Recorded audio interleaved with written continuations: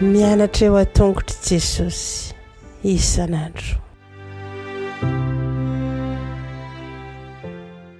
Faly miarabantsika tsirairay avindray amin'ity alarobia ity tonga amin'ny fandarana manokana izay andraisantsika ny lesona ho an'ny lehibe isika fa dia fifaliana ho anay ny mandray anao ho isa-tokantrano isan'olona izay manaraka tsy tapaka izao fandarana izao.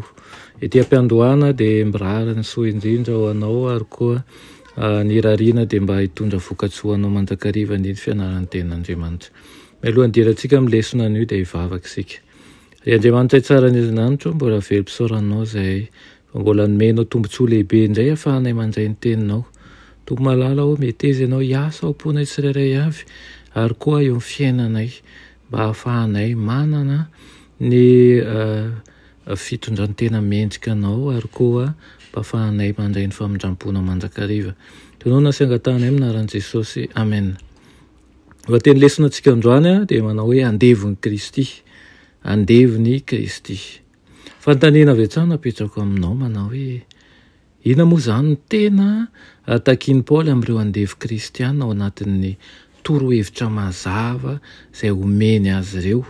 Omaly isika dia namakafaka tokoa ny amin'ireo andevo izay miara-misalaha tao amin'ny Efesy zany dia maro ireo kristiana izay nanana ny andevony ary nanome toromarika ny amin'izany Paoly.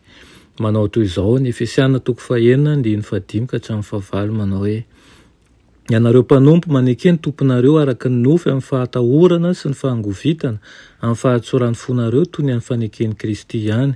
Tsy amin'ny fanompoana eo maso tahaka ny mpila sitraka amin'ny olona fa tahaka ny mpanompon'i Kristy manao izay sitrapon'Andriamanitra amin'ny fo amin'ny sitrapo manao fanompoana toy ny an'ny tompo fa tsy amin'ny olona satria fantatrareo fa izay soa ataon'ny olona rehetra no raisina amin'ny tompo na andevo na tsy andevo izy. Asain'i Paoly mankatao ny tompony ny andevo kristiana ka hanompo amin'ny fo sy hanomeny tsara indrindra ho azy. Ny tena manaitra dia ny famerimberenan'i Paoly ny fanoloana ny tompo amin'ny Kristy. Tsy natao hametraka ny tompony eo amin'ny toeran'i Kristy tsy akory izy ireo ka hilefitra tanteraka amin'izay sitrapon'ny tompony kanefa i Kristy irery ihany no mendrika an'izany. Ny fanohitra amin'izany ao anatin'ny fanoloran-tena sy ny fankatoavan'ny andevo izay manesika azy hanao fanompoana amin'ny fo sy tsara indrindra dia tsy maintsy Kristy tompo no ataony maka ny toeran'ny tompo. Ampirisian'i Paoly io fanoloran-tena manan-danja io. Amin'izany no anehoany tokony hananana toe-tsaina kristiana sy vaovao mikasika ny fifandraisan'ny andevo sy ny tompo. Mario ny fomba maro nasongadinan'i Paoly an'ilay fanoloran-tena. Ahetrin'i Paoly ny hoe tompo araka ny nofo, ireo tompon'izy ireo sady sariany ho amin'ilay tena tompo any an-danitra ny fisainana izany. Natao hanompo amin'ny fahatahorana sy ny fahangovitana amin'ny fahatsoram-po toy ny fanekeny Kristy izy ireo izy ary tsinjely Paoly tsara fa ao anatin'io fanoloran-tena io dia fanompoana mahatoky no tsy maintsy ataon'ny andevo kristiana amin'ny mahandevo azy. Tsy andevon'ny tompony fa andevon'ny Kristy kosa. Eo mpanaovana ny asa fanompoana dia natao hanao an'izay sitrapon'Andriamanitra amin'ny fo izy ireo dia fanompoana mahatoky atao amin'ny vatana amin'Andriamanitra. Manasa azy ireo zany azoto hanompo tsara i Paoly toy ny an'ny tompo izy fa tsy amin'ny olona. Noho ny fanompoana mahatoky nataony dia mahazo manantena ny andevo kristiana fa ho valian'i Kristy soa tsara tokoa amin'ny fiheverana zany. Nataony ho an'i Kristy ny asany koa mahazo fanantenana valosoa avy aminy izy ireo. Mahavelom-bolo tokoa izany ho an'ireo izay voafantsika ao anatin'ny rafitra mahatsiravina izay ao anatin'ilay rafitra izay fanandevozana izao tontolo izao zany ary mety hahatsapa ny andevo anankiray fa ataon'ny tompony araka ny nofo tsinotsinona mihitsy ary tsy mahasitraka izy ireny matetika. Mety ratsy noho izany ary ny zavatra miseho fa aika ny andevom-piny kosa dia manana tompo mihevitra azy ireo ary mahafantatra an'izay soa ataon'ny olona rehetra sy manome valosoa azo anto.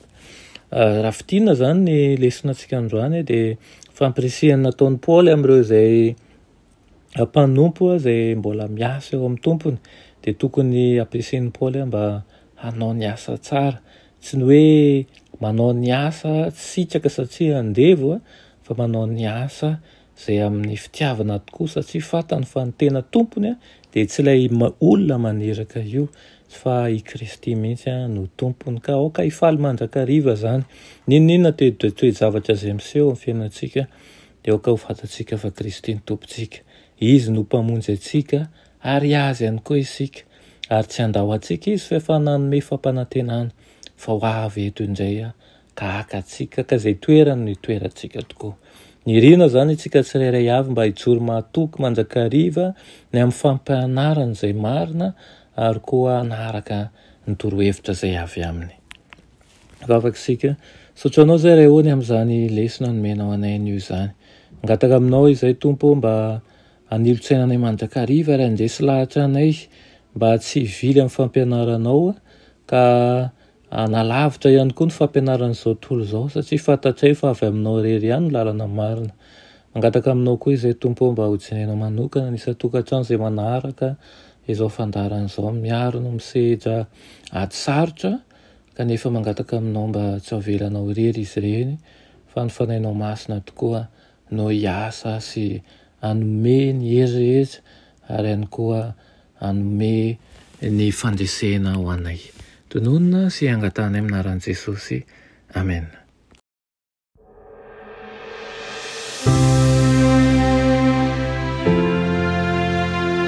Mianatra eo an-tongotra Jesosy isan'andro.